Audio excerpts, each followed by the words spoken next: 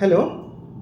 आज हम जानेंगे कि सिगरेट के धुएं से कौन से टाइप के कैंसर होते हैं और सिगरेट के धुआं कैसे कैंसर कॉज करता है। तो सिगरेट के धुएं में लगभग 7,000 किस्म के होते हैं केमिकल्स। उनमें से लगभग 70 ऐसे केमिकल्स होते हैं जो कि कार्सिनोजेन हैं, और ये स्टडी में पाया गया है कि ये सारे कार्सिनोजेन बहुत किस्म के कैंसर कॉज करते हैं। तो उनमें से सबसे एक कॉमन और जो कि बहुत ही अच्छे से स्टडी किया गया है उसको हम बेंजोपायरिन बोलते हैं। तो बेंजोपायरिन एक केमिकल होता है जिसको कि स्मोक रिंग्स का नाम दिया गया है।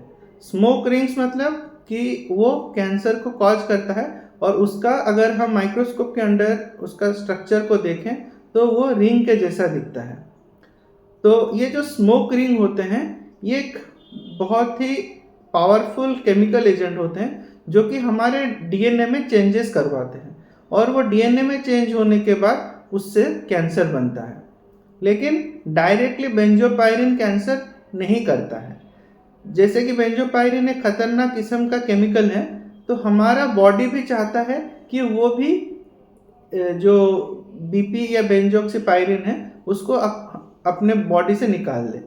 तो फिर उसके लिए वो क्या करता है, हमारे बॉडी में बहुत सारे एंजाइम्स हैं, और वो एंजाइम्स बीपी को निकालने के लिए उसको एक वाटर सॉल्युबल फॉर्म में कन्वर्ट कर देते हैं, और वो जो वाटर सॉल्युबल फॉर्म होता है उसको हम इपोक्साइड्स बोलते हैं। और वो इपोक्साइड वो एक्चुअली जाके डीएनए के साथ जब अटैच होते हैं और डीएनए में बहुत चेंजेस क्रिएट करते हैं। जब डीएनए में चेंजेस होता है उसके बाद भी हमारे बॉडी में एक मैकेनिज्म है, वो जो डीएनए अलग हो गया हो या फिर जिसमें कुछ म्यूटेशन हो गया हो उसको वो अपने आप निकालने के लिए ट्राई करता है।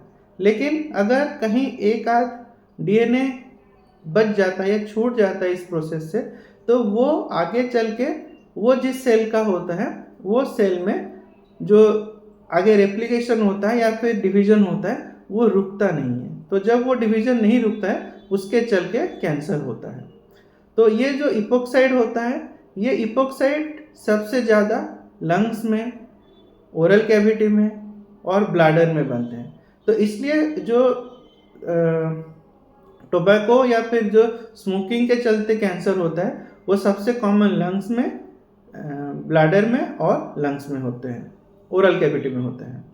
तो ये हो गया जो हम टोबैको या फिर तंबाकू के पत्ती के बारे में बात करें। इसको छोड़ के भी दूसरे जगह से ये बीपी निकलता है, जैसे कि जो भुना हुआ या फिर जला हुआ मांस है, जो कालिक है जो हमारे चिमनी से निकलता है, या फिर जो कार का धुआं है उससे। तो ये सारे चीज़ों से भी वो जहरीला बेंजोपायरिन निकलते हैं, तो इनके चलते भी कैंसर हो सकता है। तो अगर जब हमको ये सब पता है तो हमको इन सब चीज़ों से दूर रहना चाहिए। धन्यवाद।